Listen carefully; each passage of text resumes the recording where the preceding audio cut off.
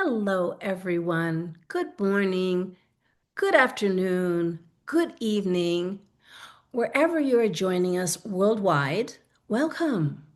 There is an entire community around the world that is transforming their relationship with food, and I'm happy to have you join us.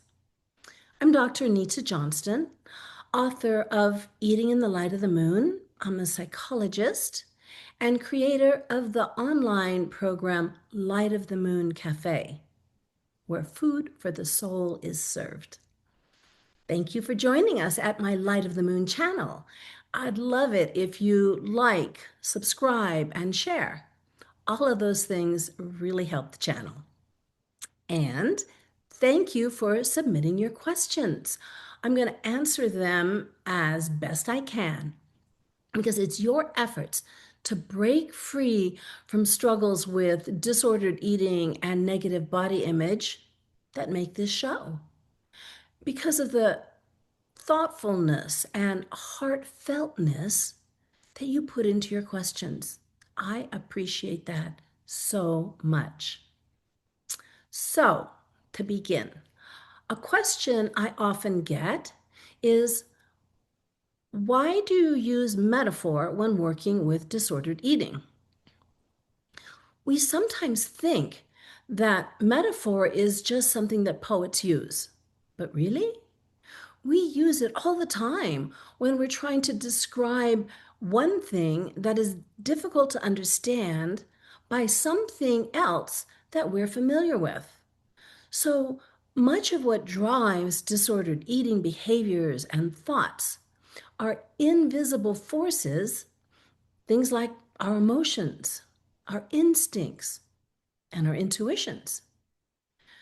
Metaphor actually means to carry across.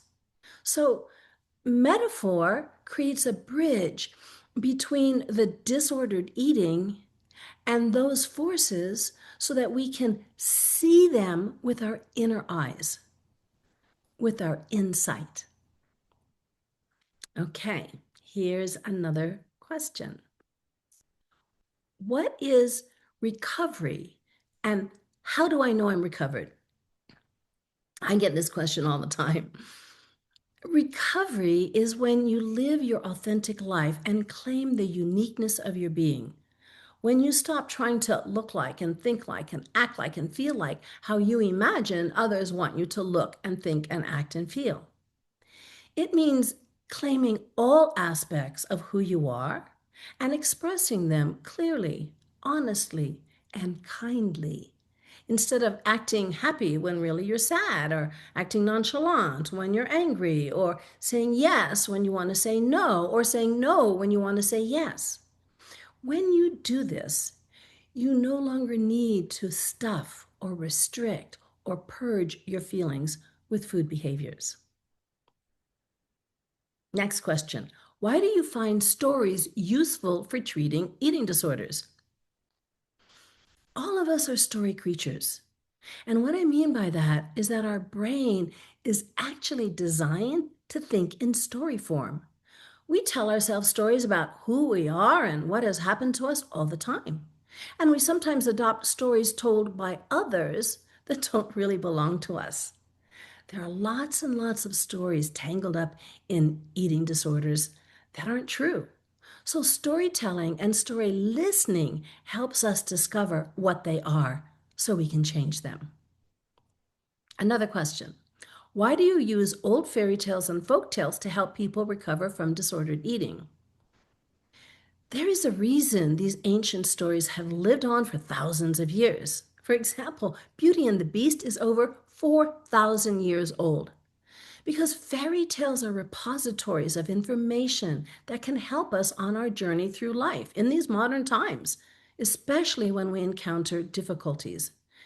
They've been passed down from generation to generation, mostly by women, long before the written word, because they're coded with ancient wisdom about how to meet the challenges life sends our way. And when you can listen to these stories with your inner ear, you can discover what it is you need to know to break free from disordered eating. And that's why my new Crescent Moon course at the Light of the Moon Café is filled with these stories, where I help decode the deeper meaning. Okay, here's a question. What can help me break free from my negative body image? It helps to understand that negative body image is not caused by your body. It's caused by your thoughts about your body. And the antidote to negative body image is the development of greater interoceptive awareness. Interoceptive awareness is when we say, my head is pounding, my heart is racing, my stomach is growling. It's when you can sense your body from the inside out instead of the outside in. And research has shown that when we strengthen our ability to sense our body from the inside and attend to the signals inside our body, we feel better emotionally and physically. Interoceptive awareness grounds, stabilizes, and regulates our emotions. It sharpens our attention, helps us focus, take action, and accomplish our goals. It relieves depression and anxiety and leads to better boundaries and greater happiness. You can see how it's a skill worth developing. Okay, I love this question. Why do you think that understanding the feminine is important for recovery from disordered eating? It's important to understand that when we are talking about the feminine, we're not talking about gender. We are talking about a principle that exists in all humans, male, female, non-binary, trans, whatever. It is the aspect of ourselves that is inwardly focused, instinctual, emotional, and intuitive. It is the receptive part of ourselves that is concerned about connections and relationships. Now, we live in a culture that has suppressed the feminine and amplified the masculine aspect of ourselves, the part of ourselves that is outwardly focused, analytical, intellectual, goal and achievement oriented. It's the active part of ourselves that is concerned about doing, not being. Now, neither side is good or bad, right or wrong. It's the imbalance that is problematic.